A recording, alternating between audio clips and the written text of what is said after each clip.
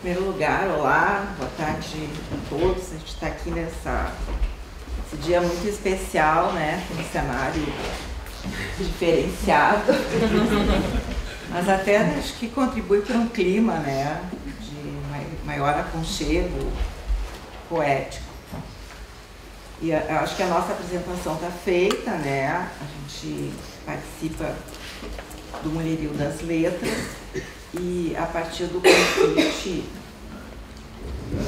da Raquel Quentin, né, que eu agradeço, a gente coordenou uma discussão sobre o panorama da poesia, né, escrita por mulheres no Rio Grande do Sul, a partir de protagonistas, que a gente chama, né, aquelas que estão presentes nos saraus, né, nos slams, nos coletivos, em publicações coletâneas, nas premiações e patronatos. O panorama dessa década é de crescimento da participação das mulheres em toda a cena literária, né?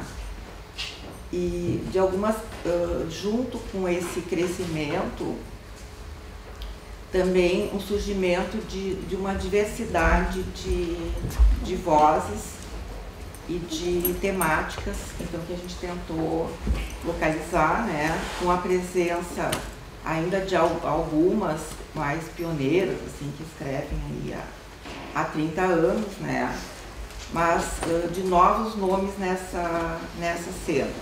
Então, aqui no Rio Grande do Sul, né, do Rio Grande do Sul, se destaca a Mar Becker, né, que também tem essa característica, assim, de um trabalho muito grande de publicação em redes sociais antes de surgir uma publicação impressa. No caso dela, um livro, né, que é A Mulher Submersa, que ela trabalhou 9 a 10 anos, né, ela mesma calcula, né, publicando diariamente e mostrando o trabalho literário, assim, os poemas vão surgindo a partir de anotações e ela vai mostrando todo o trabalho que ela faz dentro das redes. Então, esse livro acabou vendendo 3.000 exemplares aqui no Brasil mesmo, lançado em época de pandemia, né? E mais 1.500 em Portugal, e foi uma das finalistas do Jabuti do ano passado. Então, aquele processo anterior, assim, que se lançava o nome de uma escritora, de uma poeta, a partir de um livro impresso, né, ele se coloca hoje de uma forma diferenciada, né, onde essa presença nas redes sociais é uma das características que se destaca, né. Uma outra que também gostaria de chamar a atenção é que essa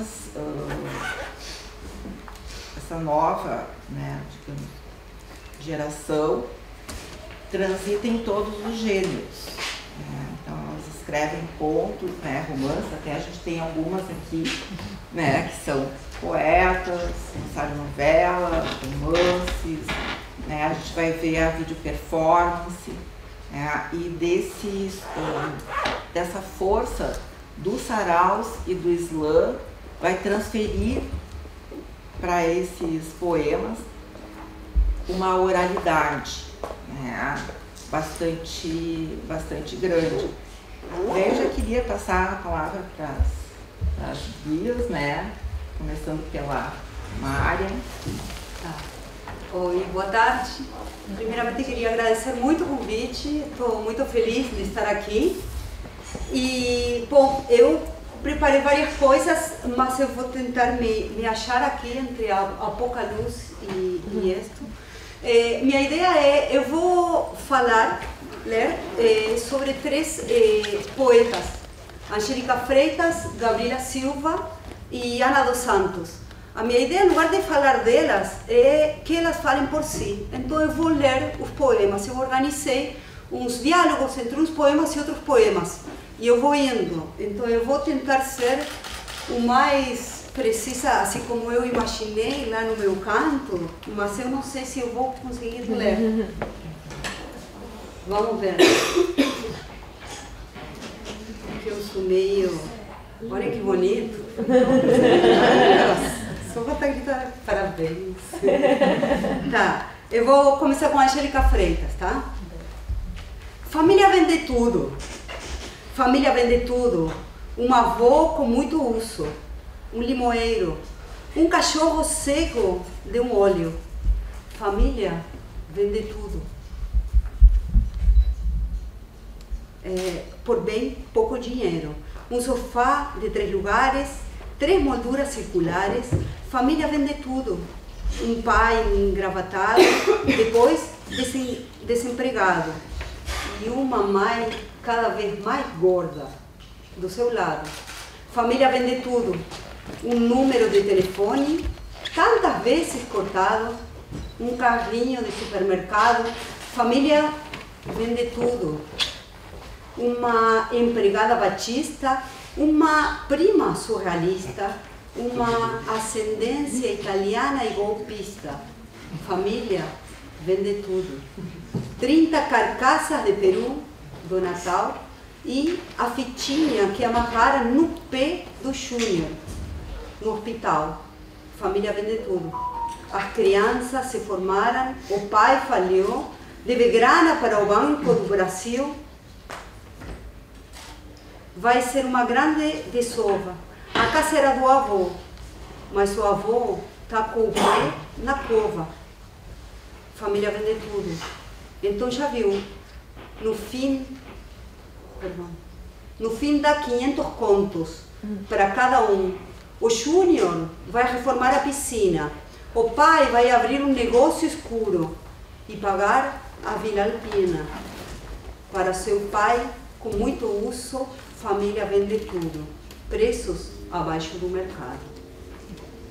Agora eu vou passar para Gabriela Silva.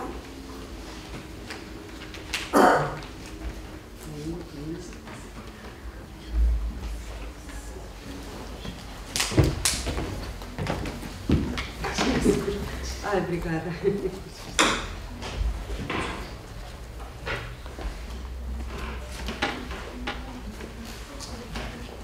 O Sermão do Abismo.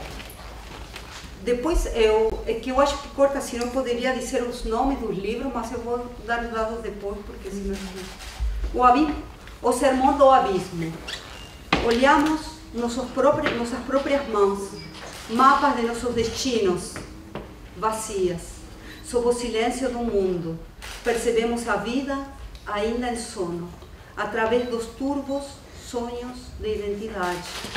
Movemos-nos em distâncias quase infinitas entre nós mesmos, em busca de respostas de um Deus rancoroso, mudo, solitário, de validade feito sem sangue ou osso.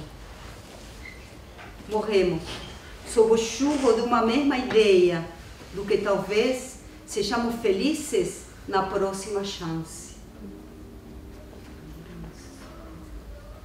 Agora, mais um dela.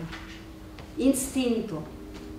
Por isso, temos unhas, para cravar na pele e na carne do outro, guardando sob elas os restos de nossos desejos, para cavar a terra úmida, sepultando nossos mortos, arranhando as paredes do tempo tão duras, e se nos tirassem as unhas, teríamos os dentes e nossos eternos sorrisos famintos.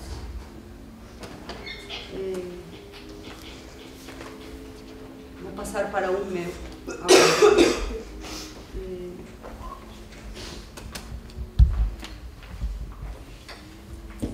Mais um feminicídio. Foi encontrada uma mulher esfaqueada, furada. Furtaram sua vida. Acabou a briga. O responsável foi o namorado. O errado. Corpo enrolado, corpo enlodado, corpo banhado, buracos na pele, buraco na terra, alimento para vermes. Hermes, cadê você? Cuidado, assassino solto, com boa aparência, à procura de nova namorada. Namorada do dia. Volto para Gabriel. A festa que eu esperei. Dançarei sobre teu cadáver. Será em praça pública, às 3 da tarde. Convocarei a todos. O prefeito, a cafetina, o padeiro, o padre, o homem do jornal, o farmacêutico. Será feriado a partir desse dia. A cidade irá comemorar todos os anos tua morte, minha liberdade. Não se cobrirão espelhos, não se fará jejum, só mesmo a procissão até a praça. Não rezarão para que renasças, dançarão freneticamente, como eu fiz, sobre o teu cadáver, todo sujo de sangue e areia, tudo machucado, esfolado, lindo de tão morto, silencioso, imóvel. E eu serei feliz, sem o fado da tua carne, sem o sopro da tua vida.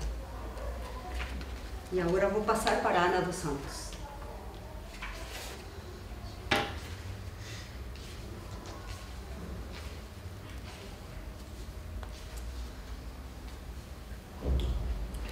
Não há quem negue. O bico do seio é só a ponta do iceberg. Desde que a gente se beijou debaixo da chuva, eu tenho desejos de ficar molhada com você. Eu sinto que vai começar a chover e corro para a sacada para sentir meu corpo umedecer. Nos dias que chove mais forte, eu quero ficar nua para chover de você. Talvez te dar um beijo molhado para ver se chove dentro de nós. Seria a melhor resposta. Então, naquela noite choveu, trovejou, relampagueou. E eu sinto a tua falta, assim como o deserto sente falta da chuva. Mais um deles. Eu tenho sonhos molhados, desejos ousados, que se realiza na imaginação. Fotografo teu corpo, recorto e colo no meu. Capturo na flagrante a fragrância do teu tesão, tua voz, como meus ouvidos, onde estão gravados os gemidos de uma erótica narração. Eu tenho sonhos molhados que escorrem pelos lençóis e penetram no meu colchão. E para terminar, um curtinho meu.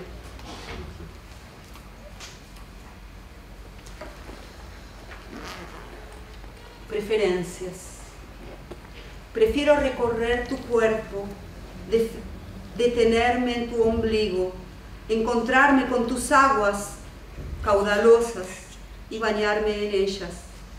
Que me hagas transpirar de deseo, continuar viaje, seguir descubriendo tus zonas erógenas, saborearte, mirarte una y mil veces que debatir el patriarcado.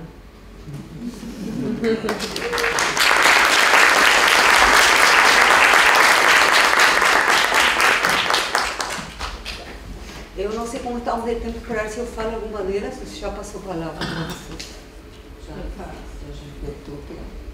Dá tempo? Já, acho que deu. Já deu, pois é, por isso. Ótimo. Também.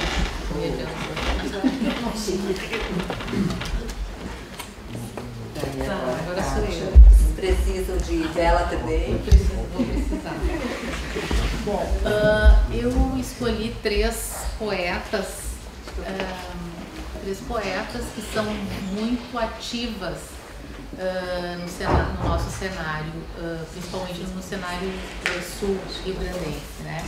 Que integram o Mulherio das Letras, que são a Juliana Blasina, a Liana Tim e a Manuela Lopes Gito. A Juliana Blasina, inclusive, ela está concorrendo com Toracotomia Caseira, o prêmio Minuano desse ano, tá? Ela é bióloga, né? Ela tem um mestrado em Fisiologia, em Ciências da Fisiologia, e ela tem uma revista online que é a Zine Marítimas, onde ela publica poemas e arte feita por mulheres. Vocês podem encontrar tanto no Instagram, quanto no Facebook, tanto a Juliana Blasina quanto a Zine Marítimas. A revista é belíssima, é feita e editada por um conjunto de mulheres, né? A Juliana Blasina, ela tem essa característica um pouco singular, porque ela não é da área, né, das letras, e ela traz então esse conhecimento, essa sabedoria da área de conhecimento dela para dentro da poesia e transforma, né, a linguagem. Eu escolhi um poema dela para ler para vocês que dá título ao livro, que é a Toracotomia Caseira. Abrir o peito com as mãos, esse espaçador sem aço. Não é tão fácil quanto supõe os versos iniciais. Prender os dedos em pinça na carne dura do peito. Enfrentar a derme na escassez de gordura. A pega frustrada de diminutas falanges distais. Abrir no fundo do armário da cozinha a caixa vazia de ferramentas.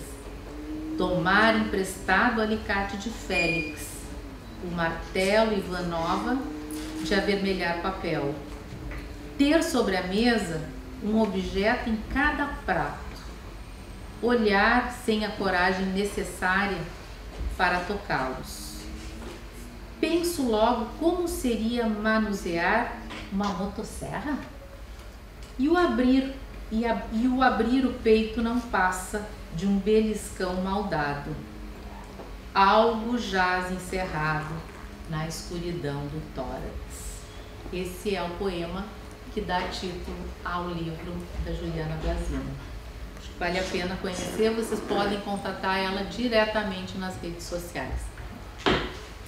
Bom, a segunda poeta é a Liana Tim, que ela, o ano passado ela completou 35 anos de poesia. Ela é poeta, ela é artista multimídia. Eu tenho alguns projetos com ela, entre eles o Digressões Claricianas, que inclusive na próxima quinta-feira, dia 13, nós vamos entrevistar a Cíntia Moscovitch. Então, uma vez por mês, nós entrevistamos pessoas ligadas à cultura, à literatura, à arte, à música, dentro dessa visão clariciana das entrevistas. A Clarice foi uma grande entrevistadora, né? E a gente sabe que muitas vezes isso passa, é muita coisa que a Clarice produziu, né? Então a gente resolveu dar destaque para essa outra qualidade clariciana e buscamos nas entrevistas dela a inspiração para o Digressões Claricianas. Está lá no Facebook da Território das Artes e também no YouTube. A gente iniciou a série com a Jane Tutiquian, já entrevistamos Cida Moreira, Maria Valéria Rezende, Lilian Rocha, enfim, tem várias pessoas que vale a pena dar uma passada lá. E a Liana, então, nesses 35 anos de poesia, ela reuniu nesse livro aqui a dimensão da palavra, e eu tive a honra de fazer o prefácio dela, onde eu intitulo A Poética do Extravasamento. Porque a Liana é uma poeta que ela procura novos sentidos naquela visão do Rimbaud, né? de estraçalhar, de buscar, de sacudir esse contexto, né? E de renovar a palavra, a expressão. Então eu tenho uma poesia dela, em especial, que eu separei aqui para vocês terem uma ideia, né, do que é a poesia da Liana Tim. Amostra grátis. Escrevo agora, buscando na palavra, o irrepreensível, dizendo certo o que o sorriso cava na expressão. Deliro no lirismo arcaico, na finitude dos avessos, e quero bem dizer o meu resguardo em não dizer. Desdobro temporária mortes e sonoridades, cortes estanho, dor ferida, num cruel e desmedido catálogo de fomes. Esse é um dos livros, eu até trouxe, se alguém tiver interesse, como ela sabia que eu vinha, pode conversar comigo depois que eu tenho alguns exemplares do livro da Liana. A Liana já foi premiada, Prêmio Ages 2012, 2010, enfim, ela é uma pessoa bastante conhecida. Atualmente ela é a diretora cultural da Associação Gaúcha dos Escritores. A terceira poeta que eu trago para vocês é uma poeta que estreou o ano passado, né, com seu primeiro livro, que é a Manuela Lopes Gipe. A Manuela Lopes Gipe criou um dos espaços virtuais mais instigantes e concorridos, inclusive, que é o Sarau da Invencionática. Eu lembro que antes de eu ser convidada, eu olhava porque sempre tem fotografias e, enfim, tem convites que são muito bem feitos pela Manuela, e que salvou as noites de sábado durante a pandemia. Eu recebi o convite da Maria Alice Bragança para participar do Sarau, né? A gente só participa através de convidados, enfim, né? E é um espaço bastante aberto, bastante democrático. Existe uma temática, né? Essa última foi deu um branco agora. O último Sarau, o tema do Sarau teve o Gonzaguinha. Mayakovsky, isso, perfeito, foi o Mayakovsky. Então a gente abre um espaço para discutir o poeta, né, e os poetas que participam também para lerem a sua poesia. É um espaço muito rico, bastante inspirador, assim como o Sarau das Minas, que a Maria nem comentou, que ela também é a protagonista, é a coordenadora, né, e que também durante a pandemia foi um espaço bastante rico de trocas, né, e era antes da pandemia e pós-pandemia. Já o da Manu não, o da Manu surgiu durante a pandemia e é um espaço que se constitui. Inclusive ela foi a homenageada da revista Gente de Palavra, né, por todo esse trabalho de divulgação, né, de apoio aos poetas, que todos os poetas, tem poetas do Rio de Janeiro, tem da Argentina, Canadá, Espanha, tem de vários lugares que congrega, a Melina está sempre por lá também, então é um espaço bastante interessante. E a Manu também me deu esse prazer e me convidou para fazer o seu prefácio. Eu ia trazer alguns livros dela, mas acabamos que não aconteceu. Ela estava bastante...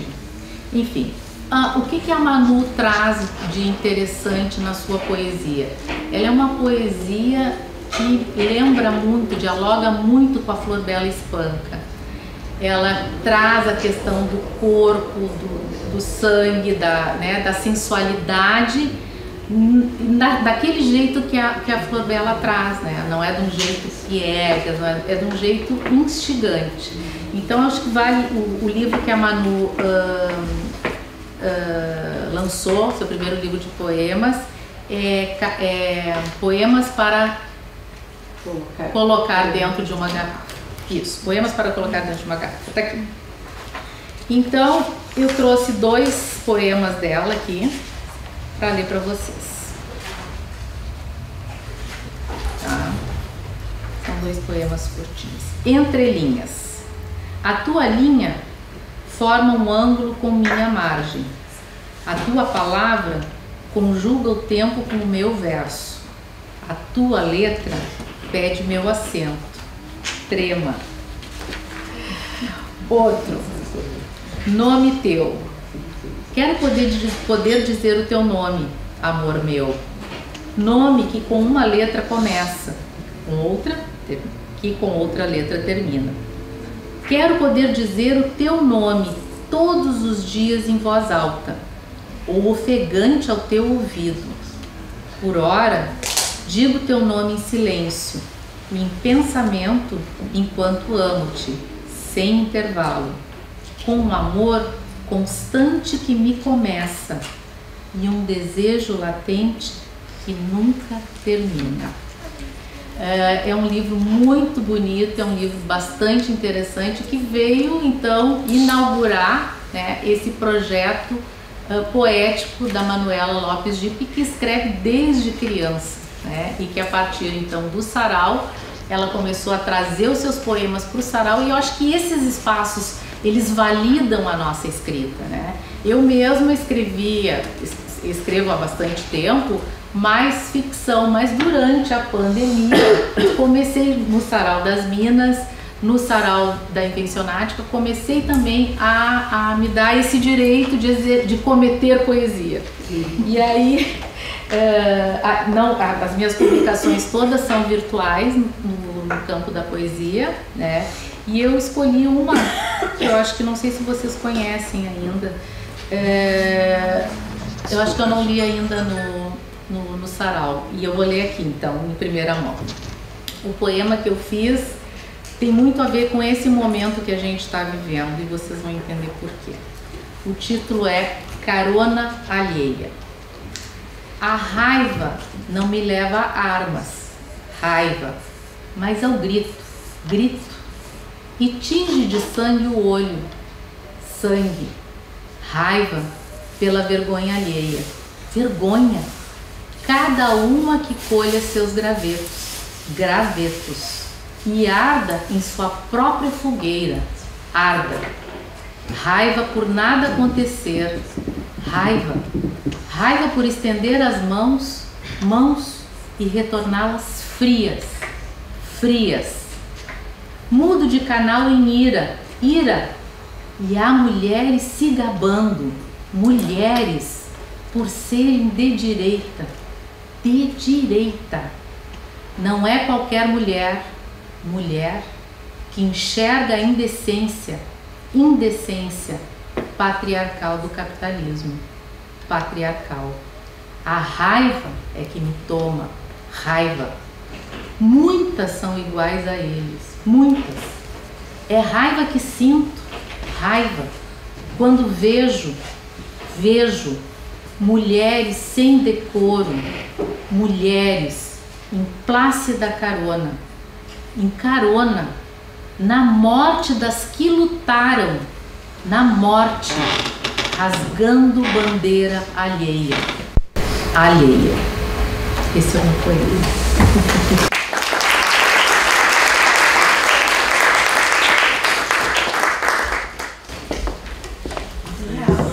Eu vou pro cantinho para iluminar. Não quer vir aqui? Aqui tá bem Yasmin. deixado. Ah, tá bem.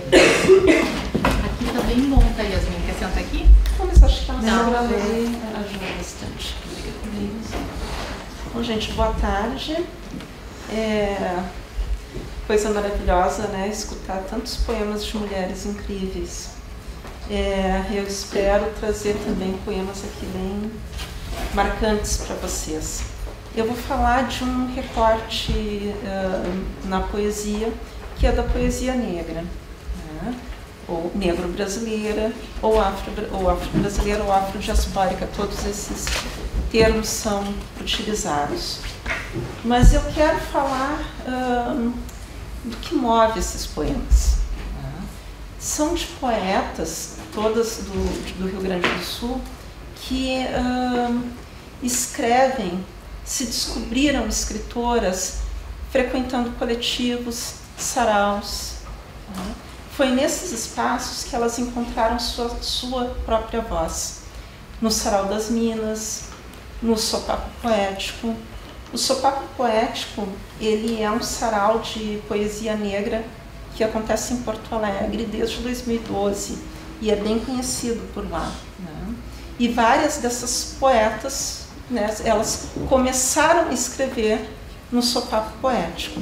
E é interessante nesse, né, como lembra um sarau na sua forma clássica, né, as velas, né? Mas o sarau ele foi ocupado, essa forma sarau foi ocupada, foi subvertida e foi transformada em algo para dar acesso, para dar voz para quem, em geral, tem dificuldade aí no trânsito social de encontrar esse lugar. Bem, então eu vou começar com a Fátima Farias. A Fátima Farias é uma poeta que começou lá no sopapo poético, mas ela também é slammer. E aí é que ela vai se descobrindo. E à medida que ela vai se descobrindo poeta, ela vai se transformando. Eu vou começar com ela. Visita inesperada. Quando me visita a tristeza e se posta em minha mesa, qual cardápio de primeira? Estudo a danada com jeito, e apesar do aperto no peito, a trato como companheira. A tristeza nada tem de esperta, é vaidosa, se acha completa, de autoridade e razão. Me diz em olhar silencioso que eu a chamei aqui em casa. Diz que sou culpada da situação. Continuo olhando para ela, estudando a donzela, que se sente assim tão rainha. Tristeza, não seja ingênua. A cegueira te faz tão pequena, me faz rir tua falta de noção. Quando a tristeza se cansa, vê que comigo não pode, sai quieta sem dizer palavra. Eu continuo olhando e em meu pensamento montando o poema que ela trouxe. Tristeza, dona senhora, bate a porta e vai embora, me deixando sorridente. Abandono o lápis na folha, respiro profundamente. Em mim funciona assim. A tristeza, a cada visita, me deixa bem mais contente. Essa é a Fátima Farias. Olha só, todas essas poetas que eu vou ler aqui são mulheres negras, mas elas circulam por vários lugares, não só o da negritude, tá? Circulam por vários espaços poéticos. Vamos ver como é que eu vou continuar. Tem uma das características, né? Se a gente for pegar a questão da negritude, é o poema falar do próprio corpo, ressituar esse corpo negro que é tão maldito, né, no espaço social. Então, eu vou trazer um poema meu. Entre nós. Em meu corpo, dois mundos, África e Europa.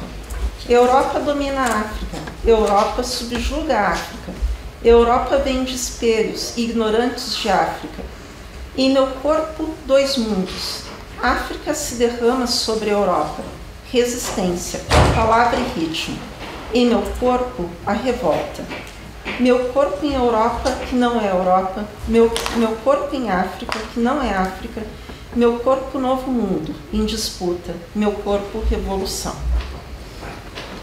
Uma outra característica desses poemas, né, dessas autoras, é a oralidade.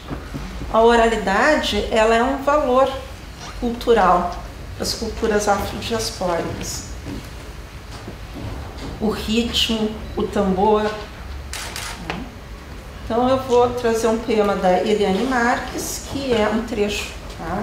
Só um trecho, porque os poemas dela são bem extensos. Que é ela é um poema. É uma poeta que ganhou o Prêmio Açorianos em 2016 com o livro E Se Alguém o Pã. O descasque da quinária dos cântaros, até que o trique-trique, a nega fulou, como se já não bastasse, do Alabama para roubar nossa pele, e eta mulambos apossados, a nega moura, a negra fulou ao prelo, mais que o protocolo dos casacos, o baque dos talheres. Eita, os cozongos, a sopa, banquete feito colheradas de terra. O livro dela é todo assim, todo com poemas, inclusive a técnica dela, eu escutei ela comentando um dia, é falar os poemas, ela grava e depois ela escreve. Então eles começam de modo oral. E falando em oralidade, eu trouxe também a Lilian Rocha. A Lilian Rocha é uma poeta super conhecida, ela foi patrona da Feira do Livro de Canoas do ano passado, e ela é uma multiartista, né? Ela é poeta, ela é cantora, ela é musicista e ela é performática. Eu vou aqui, com todo respeito, a Lilian ler um poema dela, mas vocês têm que vê-la falando o poema dela. Tem no YouTube, procurem. É uma experiência. Tua voz. A harmonia repercute em verso. A nota se expande no vento. O som revigora o espírito, sem que o arranjo perca o compasso. Viva a cadência da vida, sem que a melodia fuja para o espaço. Olhe a regência do mundo e verás o quanto o maestro está cansado. Viva o encanto do sopro e perceberás que a energia vibra, quando o bemol e o sustenido correm ao encontro um do outro. Seja a mais pura música, pois só assim a regência da tua vida refletirá a beleza que é a energia. Mas tem um outro elemento dos poemas afro-brasileiros, que é a história. Eu diria assim que, por uma questão de construir um outro imaginário,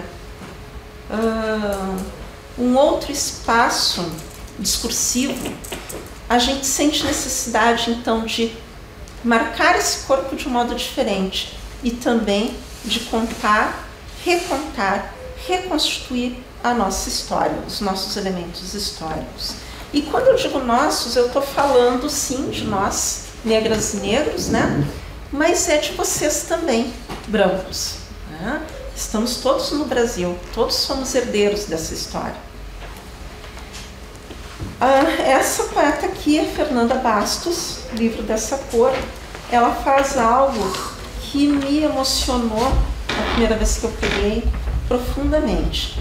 Ela foi nos registros nos cartórios, pegou os registros de venda, negociação de escravizados e transformou em poemas. Inácia, parda, posse do senhor Gabriel Bento Manuel Ribeiro e de sua mulher, Maria Mância. Carta concedida com a condição de a escrava servir por 7 anos, a eles ou a seus herdeiros, ficando desde já libertos e livres todos os filhos que da data da carta em diante tiver. Luísa da Costa, mais de 50, do senhor Manuel Vieira Lopes. Carta concedida mediante o pagamento pela escrava de R$200, no que ele observa que, atendendo aos muitos importantes serviços que ela há prestado, não só feito à família, dos meus falecidos sogros, como feito a mim, tendo muito em consideração a recompensa que se deve dar aos escravos que servem com lealdade, zelo, amor.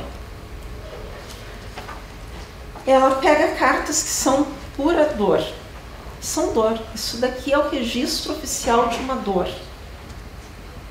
Maria, parda, posse da senhora Maria do Carmo Fagundes, que recebeu a escrava de herança da falecida mãe, senhora Inácia Félix.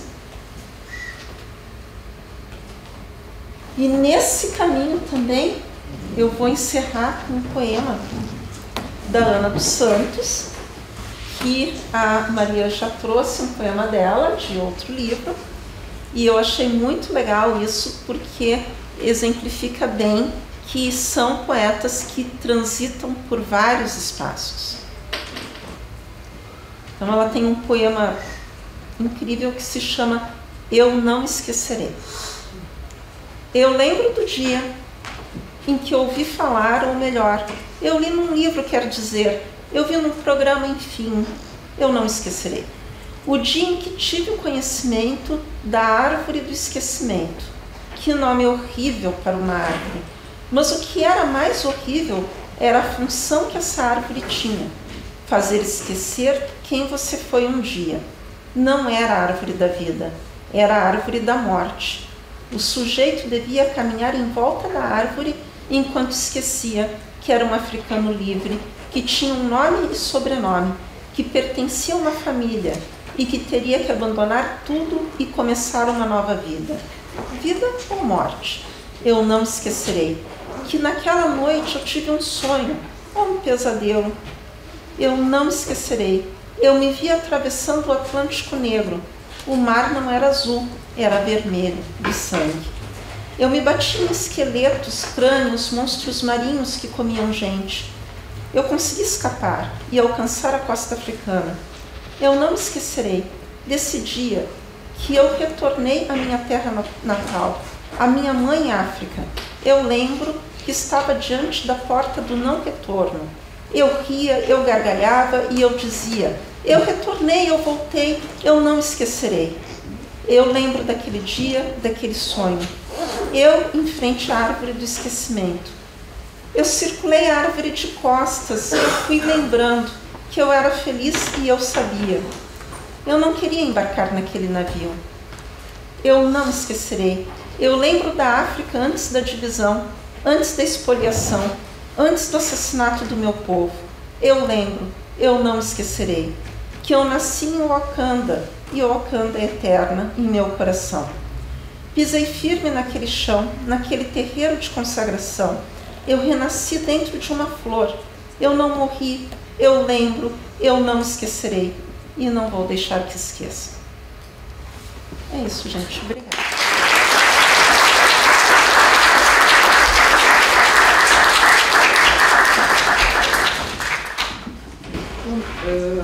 A gente combinou de colocar alguns poemas nossos, né, nessa leitura, para abrir um diálogo com vocês.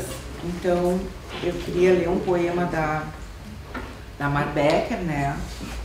E eu queria retomar essa característica que eu acho que nos favorece, assim.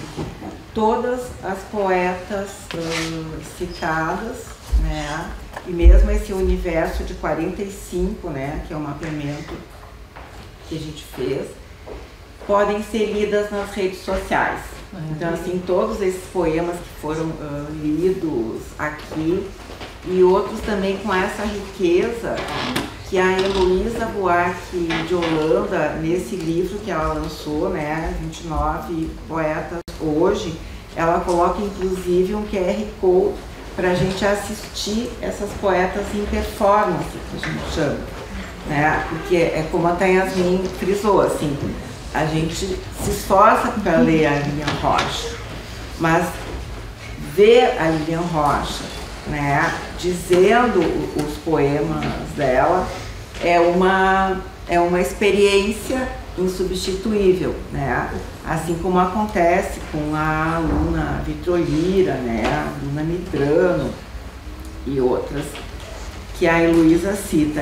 Mas eu vou então ler Mar Becker, né?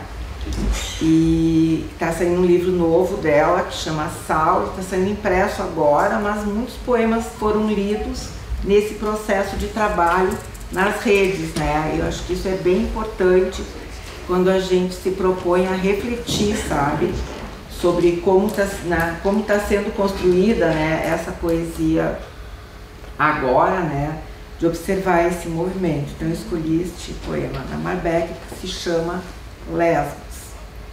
Pelo tanto de água no chão, o rastro indo do banheiro até o quarto, uma mulher sabe da outra, se lavou ou não o cabelo.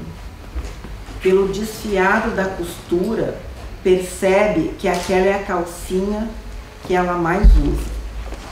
pela semente de maracujá que ficou retida na base das costas, quase entre as nádegas, vê que ela prefere sabonetes desses naturais. Ao tocar o seio, reconhece o sutiã que se ajusta, ou se ela costuma andar sem. Pelo gosto do sexo na língua, descobre o sangue vindo nos próximos dias. Nada precisa ser dito. Tudo se sabe, se adivinha. Depende de tantas palavras o amor de um homem por uma mulher. Mas uma mulher ama a outra em silêncio.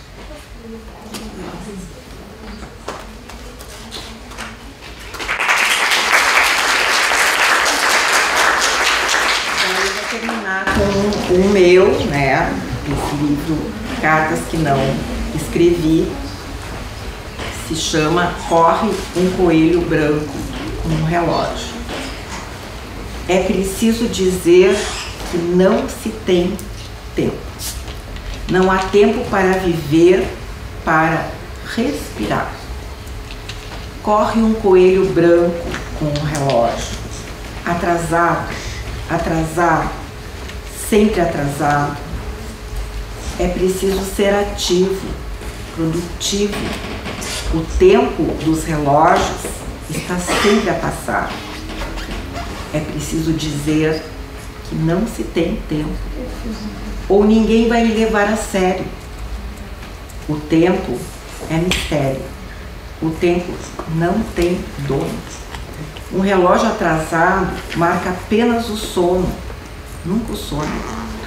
Mas é preciso dizer, ocupado, ocupado. É preciso dizer que não se tem tempo. Vai que alguém resolve lhe amar. É preciso estar sempre preocupado, ocupado, ou vão dizer que você é o culpado pelo mundo estar como está. Obrigada.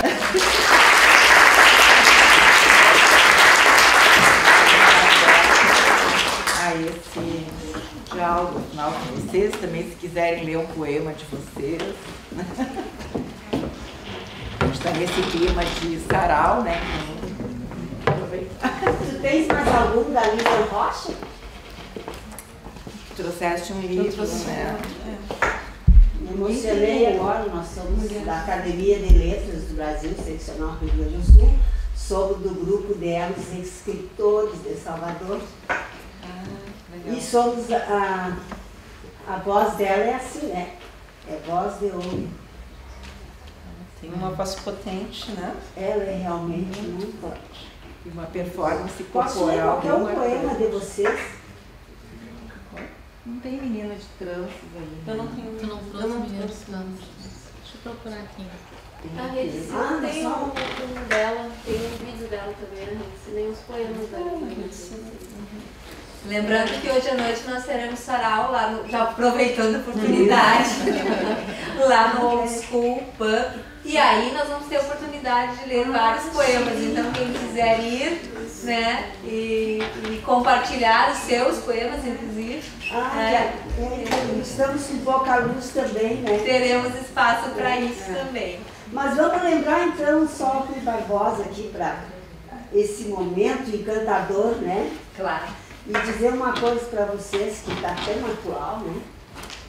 De só fragmentos de tanto ver triunfar as humildades, de tanto ver prosperar a desonra, de tanto ver agigantar-se os poderes nas mãos dos maus, o homem chega a desanimar da virtude, a rir da honra, a ter vergonha de ser honesto.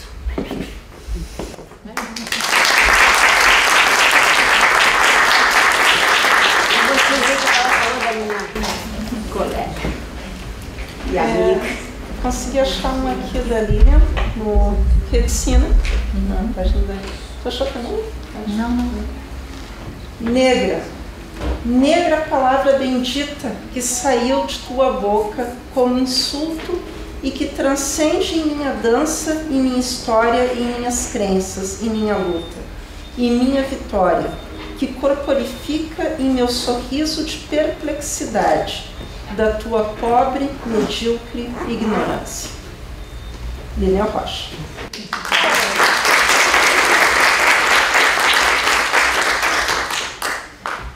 Então, agradecendo, né? Foi bem importante. Muito obrigada, Raquel, pelo convite, porque a gente tem esse... A gente participa do coletivo, né? Desses saraus, e a gente não tinha essa oportunidade de juntas tentar refletir sobre o conjunto, né, dessa produção, e foi bem importante, assim, e realmente ver como o Mulherio das Letras foi transformando, sabe, esse espaço que as mulheres têm ocupado com a curadoria de feiras, sabe, o aumento do corpo de jurados, aumento de premiação. Esse ano a gente completa 5 anos do Mulherio das Letras, né? Vai ter um grande encontro em João Pessoa, né? Onde aconteceu o primeiro. E ajudou até para mim mesma a perceber assim, um saldo positivo, sabe? Mesmo com essa fluidez, que até algumas assim, que é um coletivo feminista, anarquista, porque fluido, sabe? Não tem... né, diretorias e tal, mas como tem sido bastante produtiva, né, essa nossa jornada, e de todos os coletivos, né, como é o caso do Sopapo Poético, né, das zines, como essa da Juliana, assim, aí a gente vai percebendo nesse mapeamento, sabe, o surgimento dessas coletâneas só de mulheres, espaço só de mulheres, o Leia Mulheres, a gente lê só mulheres, né? Leia Mulheres, e até eu vi que na Bienal do Livro de São Paulo, no conjunto entre as editoras consagradas e as editoras independentes, as mulheres foram as escritoras mais vendidas, tá? Então, como isso repercute numa transformação, porque as mulheres sempre foram quem mais lê. Assim, a pesquisa de leitura mostra que as mulheres são quem mais lê, mas liam sempre homens, né? E isso tem sido transformado, e é bastante importante essa identificação que a gente tem e a busca dessa voz própria, né? Que ocorre dentro do coletivo, né? Às vezes a gente começa até só escutando e acaba escrevendo também, né? E depois se acaba publicando, né? Acho que não tem sido uma boa referência. Mas é isso, então, obrigada a vocês.